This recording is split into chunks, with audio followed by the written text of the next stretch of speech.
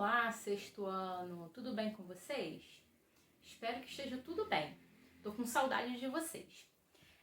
A gente agora vai começar o nosso segundo bimestre, tá? A partir da aula de hoje, a gente começa o nosso segundo bimestre, tá? E as nossas aulas vão começar a falar das civilizações antigas. Durante esse bimestre todo, a gente vai falar sobre várias civilizações. Entre elas, a Mesopotâmia, o Egito, hebreus, fenícios, gregos, romanos, tá? E as civilizações aqui da América, tá? Mas na aula de hoje, especificamente, né, que está correspondente à nossa unidade 1 do livro, a gente vai falar sobre a Mesopotâmia e o Egito, tá? A gente vai falar primeiro sobre a Mesopotâmia e depois a gente fala sobre o Egito, tá bom? A Mesopotâmia é um lugar ali onde hoje ocupa o atual Iraque, tá? A palavra Mesopotâmia, ela é uma palavra grega, tá? E significa terra entre rios, tá? Justamente porque ela se encontra entre dois rios, né? Entre o rio Eufrates e o rio Tigre, tá? Que são rios muito importantes para aquela região. Justamente por causa desses rios que os povos que começaram a habitar ali aquela região conseguem se tornar sedentários, podendo desenvolver a agricultura e a criação de animais, tá? E vocês, como a gente já tinha visto no bimestre anterior, a agricultura e a criação de animais ajuda esses povos que eram nômades a se tornarem sedentários. Na Mesopotâmia, a gente teve basicamente 5 povos que foram governantes ali naquele pedaço de território. A gente teve os sumérios, os acadianos, os amoritas, os assírios e os caldeus. A gente vai ver um pouquinho sobre cada um deles. O primeiro povo que habitou a Mesopotâmia foram os sumérios, tá? Então eles foram os primeiros povos que se tornaram sedentários ali na Mesopotâmia. Eles criaram cidades, tá? Eles criaram um tipo de organização política que é chamada de cidade-estado, tá? E significa o quê? Que as cidades sumerianas, elas eram independentes entre si. Cada uma tinha o seu governo, podendo variar a questão de cultura ali de cidade para cidade, tá? As principais cidades sumerianas são Ur, Uruk e Nippur, tá? Todas elas eram cidades-estados e eram as cidades mais importantes, aonde eram as maiores e aonde se tinha o maior trânsito de comércio, tá?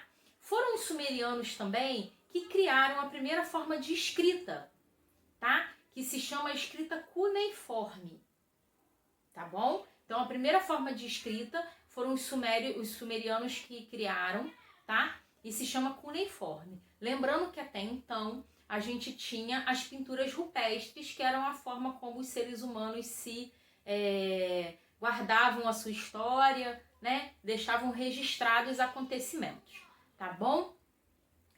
O segundo povo que viveu ali na Mesopotâmia foram os acadianos, tá? Eles sucedem os sumerianos, tá? Mas eles não foram um império que durou muito tempo, não. O império deles foi de um tempo bem curto, tá?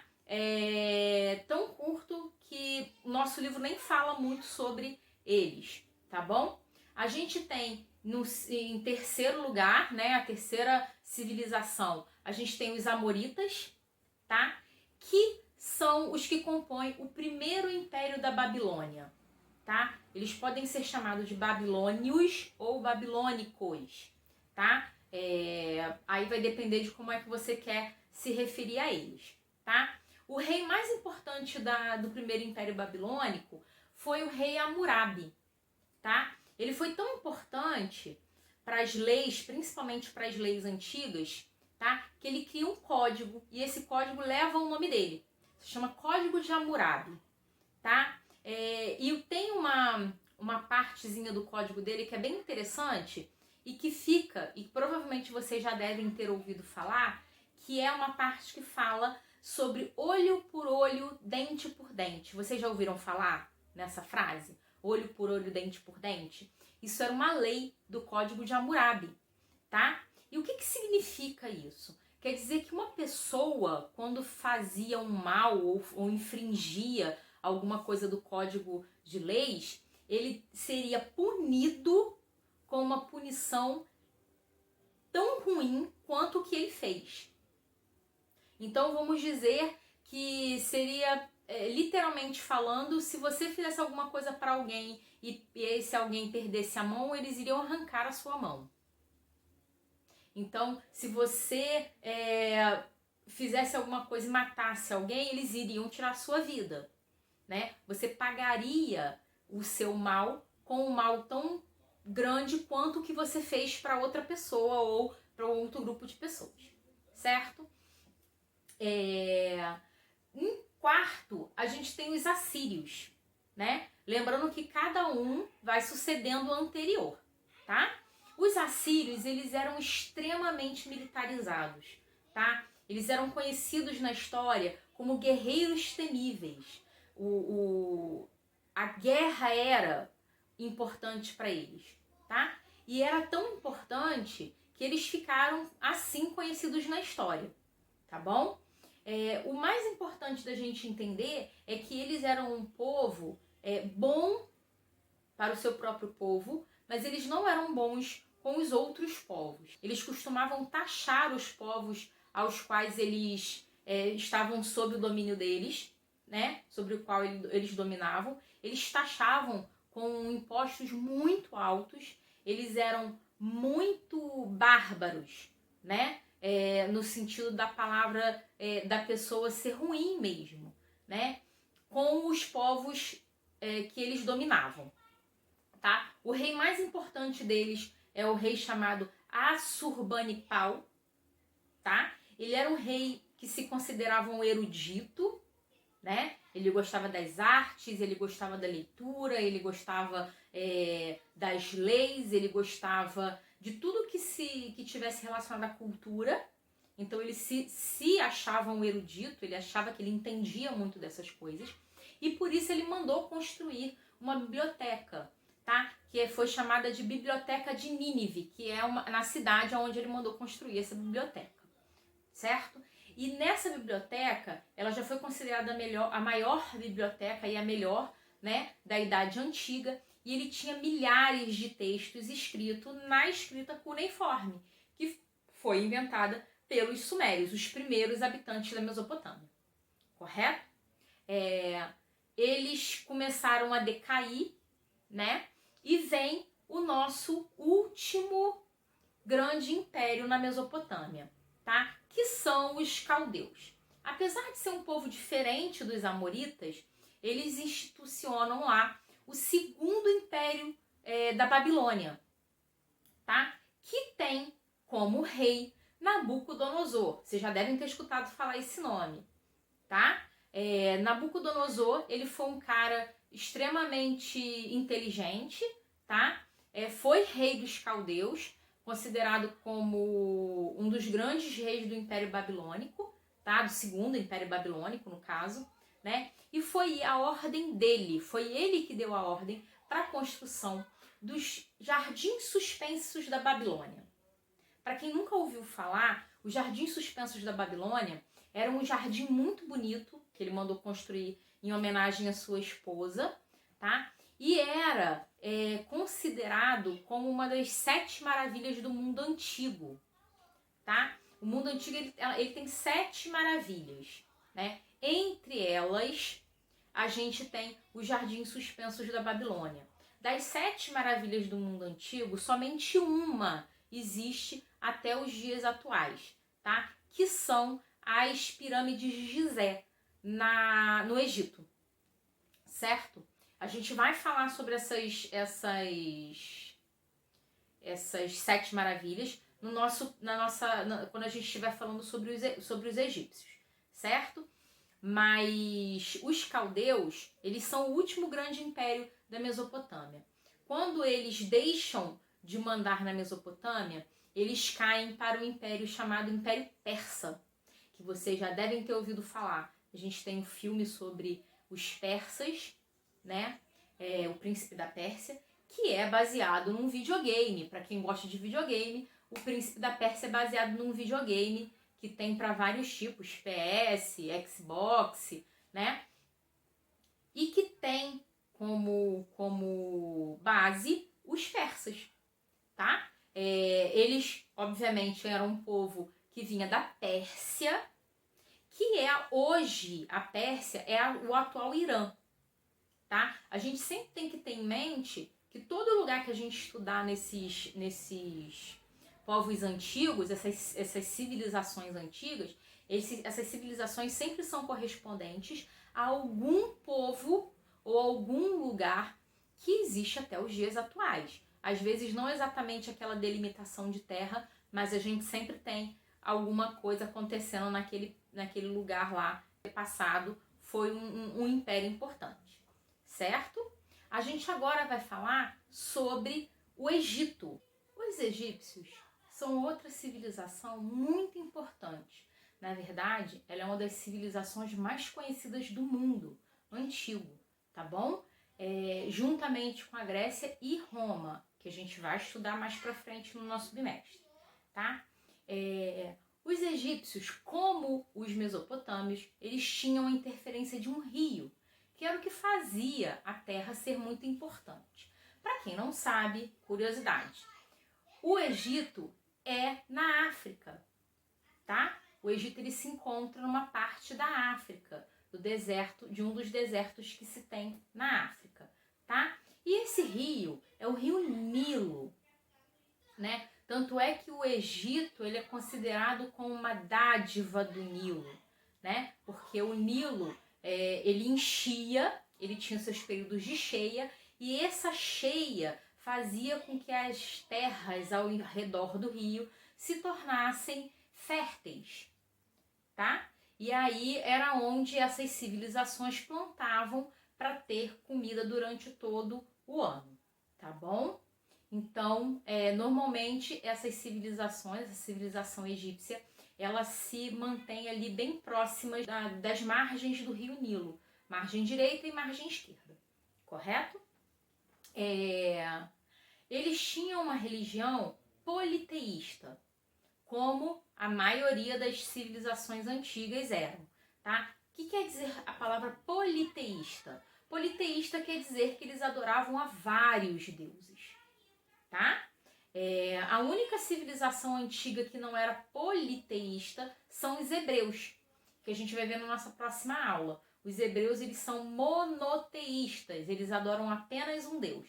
Então, monoteísta adora apenas um Deus, politeísta adora vários deuses, certo? A religião egípcia, ela é baseada na natureza, tá? Como todas as outras religiões dessa época, tá? A gente vai ver outras religiões e outros povos e vocês vão perceber que eles tentavam usar a religião para explicar coisas da natureza que eles não entendiam, né? A gente precisa lembrar que a gente hoje tem a ciência que explica muitos acontecimentos pra gente, mas eles não tinham a ciência. Então eles tentavam explicar determinados acontecimentos através da religião, certo? Por isso as religiões são baseadas na natureza, correto? Uma planta que é natural, tá, do rio Nilo e que os egípcios usaram de uma forma bem interessante é uma planta chamada papiro.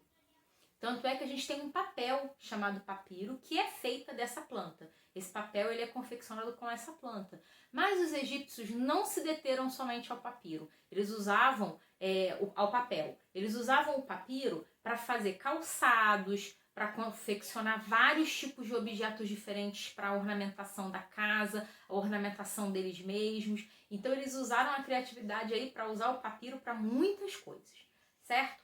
O rei dos egípcios era chamado de faraó, tá? Esse cargo, diferentemente de alguns outros povos antigos, ele era passado de pai para filho, tá? Então ele era hereditário. Hereditário é uma coisa que passa entre a família, né? De pai para filho, de filho para neto e aí por diante, tá? E o faraó, ele era considerado um deus para os egípcios. Na verdade, ele era a encarnação do deus Horus, que era um dos deuses mais importantes dos egípcios, certo? E ele era o único proprietário de terras e de riqueza. Então, tudo, o Egito todo, todas as riquezas do Egito pertenciam ao faraó. Uma outra coisa interessante da religião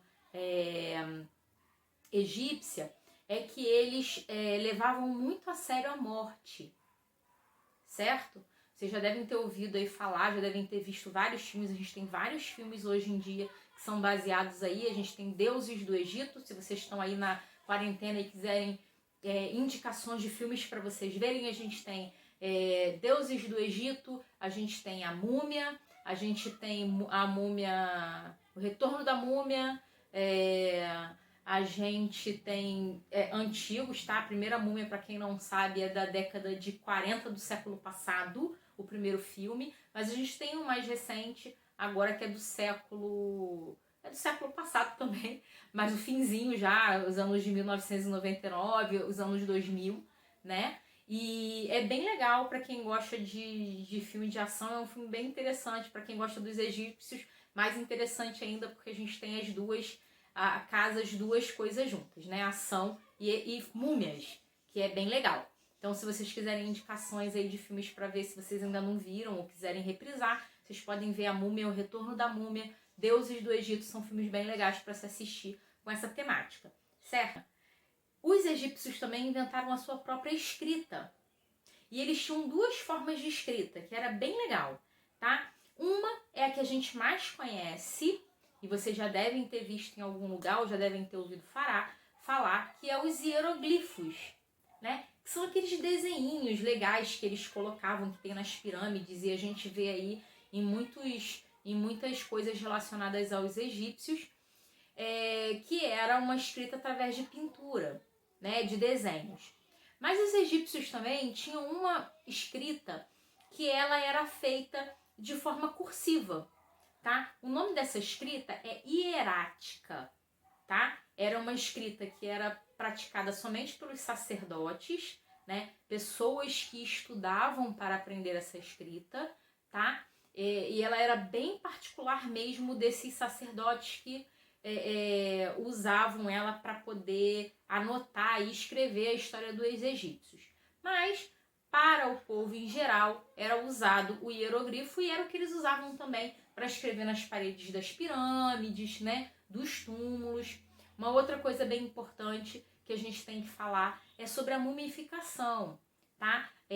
A mumificação era um jeito bem interessante porque os egípcios levavam a morte muito a sério, né? E ela tinha todo um ritual, ela era demorada, né? Porque a mumificação ela consiste na secagem dos líquidos do corpo, né? Vocês sabem, o nosso corpo é consistido por 70% de água, né? Se eu não me engano, acho que é 70% de água. E eles precisavam, para mumificar, secar esses líquidos do nosso corpo. Então, como é que era feito? Eles tiram todos os órgãos de dentro do corpo, né? Limpam todo esse corpo, passam bálsamos, né? Enfaixam e colocam produtos químicos para esse corpo secar, tá? Por isso que as múmias, elas parecem um tipo de carne seca, assim, fazendo uma comparação, né? E a ideia era preservar o corpo mesmo, porque eles achavam que quando essa alma fosse retornaria para aquele corpo. Então ele precisava do corpo ali em estado de conservação bom para essa alma poder voltar para o corpo, tá? A mumificação ela era mais comum entre os ricos, porque era uma técnica cara, né? Então os faraós, seus familiares ou pessoas que pertenciam à alta sociedade egípcia é que faziam as mumificações, tá? Outra coisa interessante são as pirâmides, né?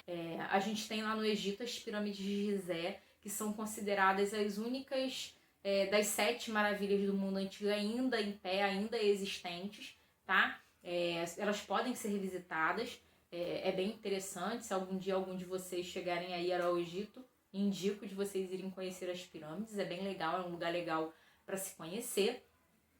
E a gente tem o Vale dos Reis, tá? Que é um lugar, como se fosse, aí, fazendo uma comparação aos cemitérios, onde você tem vários faraós e várias pessoas importantes da sociedade egípcia, altos cargos egípcios, que morreram e foram mumificados e enterrados ali.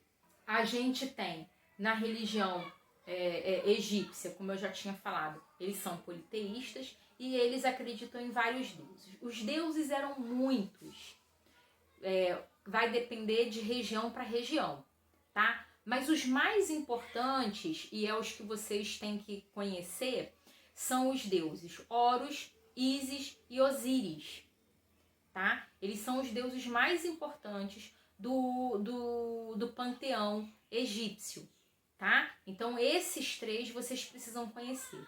Os outros, se vocês tiverem curiosidade, aí vocês podem pesquisar no Google, lembrando para vocês pesquisarem em sites confiáveis, tá? Para procurar saber sobre esses outros deuses, tá? Mas eles são deuses menores. Então os deuses maiores, os deuses mais importantes da religião egípcia é Horus, Ísis e Osíris, certo? Os egípcios, eles viveram muitos milhares de anos aí como uma civilização muito importante, tá? O último grande faraó egípcio foi uma princesa chamada de Cleópatra, vocês já devem ter ouvido falar, também tem um filme legal sobre ela, um filme bem antigo, tá? Com uma atriz chamada Elizabeth Taylor,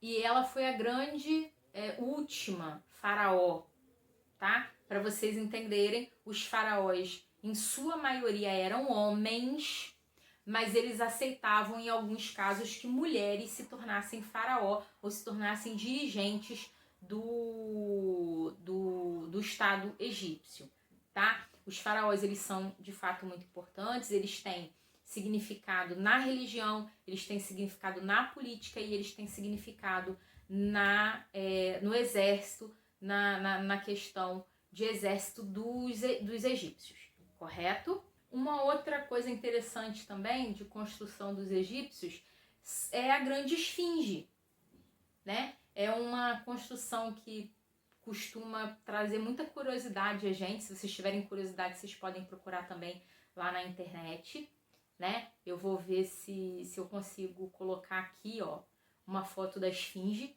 para vocês conhecerem, mas ela é interessante porque ela tem uma mistura aí, corpo de leão, cabeça de gente, tem aquele ornamento de cabeça que os faraós costumavam usar. Ninguém sabe muito bem o porquê da construção da esfinge, mas ela teoricamente, ela seria para guardar, né, os tesouros que estavam nas pirâmides de Gizé, tá? Porque os faraós, quando morriam, eles costumavam ser enterrados com seus tesouros, porque a religião egípcia, ela costumava achar que você tinha que pagar um tributo para poder entrar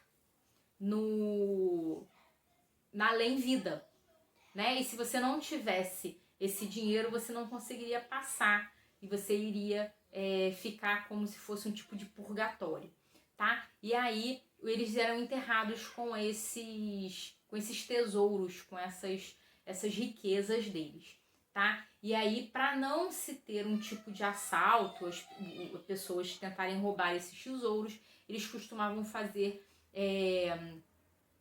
armadilhas nas pirâmides, costumavam fazer estátuas para proteção, né? Tudo que eles achassem que poderia proteger esses tesouros de alguma forma, para que não impedisse essa pessoa, esse faraó ou essa pessoa de importância na sociedade egípcia, de comprar a sua passagem para o mundo além. Para a gente encerrar, a gente vai falar sobre as 7 maravilhas do mundo. Para quem não sabe, a gente tem 7 maravilhas do mundo antigo e 7 maravilhas no mundo moderno.